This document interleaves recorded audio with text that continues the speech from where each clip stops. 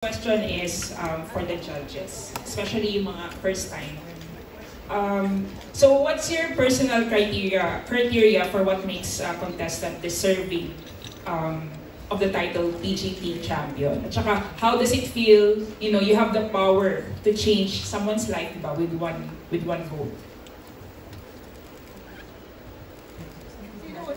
Or the judge? Judges, ladies first.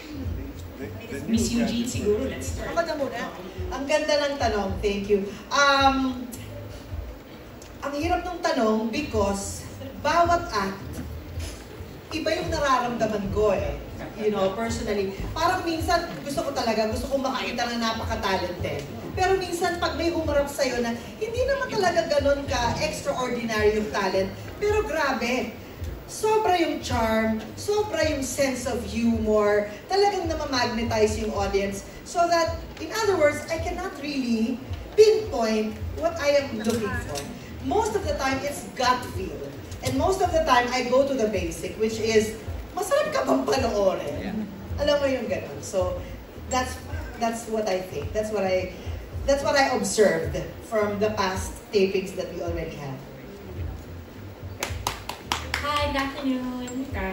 Okay, that's a very beautiful question. Sige, I'll start muna with the first one. My personal criteria, just for me, myself. I think, of course, unang-una is the uniqueness. Kasi this is season 7, so ang dami nang nagdaan sa Pilipinas Got Talent, especially FMG has been here since season 1. And siya yung nagsasabi sa amin na parang I've seen this, ganyan. And kami naman bago lang dito. So, when I say uniqueness, it can be singing, pero parang your own flavor. It can be dancing as a group or dancing individually, pero ano yung talent na kahit na panoorin ko siya ngayon and 5 years from now, ito yung klaseng performance na hindi ko makakalimutan at saka yung klaseng performance na kaya ko siyang panoorin 5 years from now tapos ma-amaze pa rin ako. That's hard. Kasi diba, ang daming pwedeng kumanta, sumayaw, or kung ano mang acts na pati kami na surpresa pwede nilang gawin. Pero parang ang hirap ng performance na tatatak sa'yo and some performance na mag-represent sa Philippines, di ba? So it's really hard. And pangalawa siguro yung uniqueness and then of course talent. We're looking for all kinds of talent, kung ano man yan.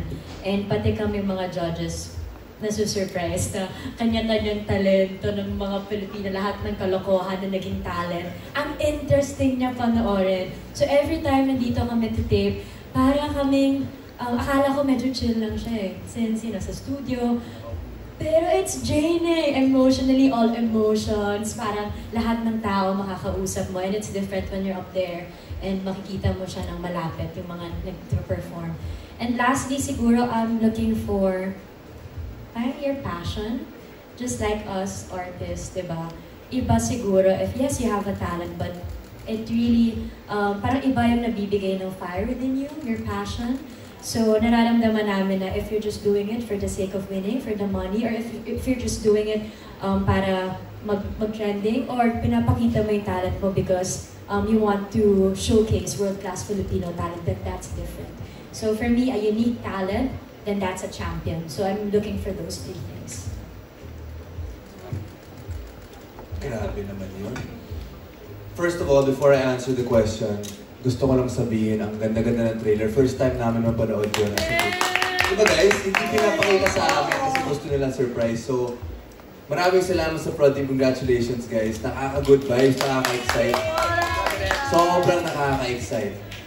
Alright, so to answer your question, siguro para sa akin, it's what type of performance will move the room. The type of performance na after ninyong mapanood, mag-shift yung environment. Ang ganong klaseng performance. Kasi ang dami namin nakikitang talent and sometimes it goes beyond that eh. You look at the charisma, you look at the personality, you look at how they conduct themselves. So I think we're also looking within. Yung nakikita natin na gaano ba kalala yung fire nila. How bad do they want this? Ganun. Kasi marami din kami nakita talent na okay lang yung nakita nating fire. So, there's a lot that goes into it. And we always talk about it as judges or even with the hosts, to even answer your second question, ano yung feeling na mayroon kaming sort of power or say sa magiging next big thing or the winner of this contest? Of course, it's a very big responsibility. But I think because everyone here is really putting in all of their efforts to really come up with the best possible way we can fairly judge and critique all these contestants. I think the production did a good job in making sure na lahat ng sasabak dito, everyone has a fair chance. And dito, since first time ko sa PGT, dito ko lang nakita talaga na ibang klase yung talento ng Pinoy na kailangan talaga makita ng world stage. So yun yung hinahanap. Yun yung puso ng show. So, yeah, and it's been a crazy experience so far. The most intense thing is never namin malalaman kung ano ba o sino bang makita natin to walk out of this stage, and that's what makes it so cool. So just to be part of this, it's truly a blessing. Alam nyo, surprisingly, ang gagaling ng mga bagong judges namin. Thank you, Sir Freddy! Ako naman, I've been judging for the last 6 years, and this is 7th year. Masyado na akong jaded, nakita ko ng lahat eh. So it's so difficult for me to look for that right talent that would make a difference. But definitely nga po. There's only one word that will describe. Yung wow factor. Pag tinamaan ka niya, alam mo na, eto na yun. Which they described in so many words, no? How the room will change with Donnie, right? How it affects you. But it's really hard to judge.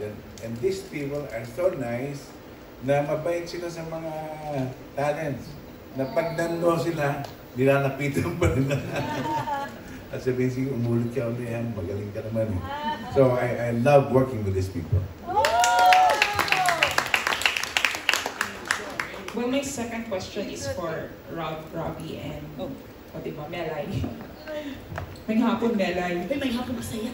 Okay, I know PBB is a lot different, pero syempre, it's still a popular show. Pero may advice ba kayo sa mga contestants sa PGT? Ako ang advice ko sila, humingi sila ng advice iba. Hindi, ang advice ko lang sa kanila is, alam mo, kapag sumali ka naman, at kahit nga nagtatrabaho ka araw-araw, ang gawin mo lang naman is, do your best. And God will do the rest, di ba? So, pag ginawa mo na ang best mo, manong ka ba, may-yes ka ba dyan, basta yung sarili mo na kontento ka, approve. Di ba? Okay na ba yung sarili? Magkaibang ano siya, magkaibang programa. Kasi doon sa isang programa na yun, kung saan kami galing nila. Yes. Sobrang, alam na namin kung paano. Hindi naman namin sobrang alam kung paano yung formula, no? Pero, doon kasi magpapakatotoo eh, di ba? Dito, yes, kailangan pakatotoo, pero ipakita mo yung galing at talento mo. Dahil naharap ka agad-agad sa power judges natin. At kailangan mo ako ng yes. And I think, kailangan mo na ipakita yung galing at talento ng Pinoy. That's the basic component. Okay. Siguro kung hindi kayo PGT host, if you were contestants, ano kayong talent makikita namin sa inyo? For fun lang. Ako That's siguro, my last question. Ako siguro ang gagawin ko, sing and dance with a twist. Paano yung twist na yun? Habang nagsiswimming. Serena? Hindi, tsaka nga, pero gagawin mo talaga ang best. May rehearsal ka to the yan. Kasi syempre hindi pa basta-basta ang mga judges na. So, kailangan mo lagyan ng twist. Para talagang ma-amaze, mapasabi talaga si FMG na wow. Diba? I think yung ginagawa ko palagi sa PGT ngayon, talento na. To be with Melay. Diba? Tatagal ka kasama nito, kaya saludo ko kay Jason. Hoy! Ang galing-galing mo. Ikaw ang pinaka-talented na tao na kilala ko. Thank you. Thank you so much. Thank you so much, Miss Natalie. Salamat po.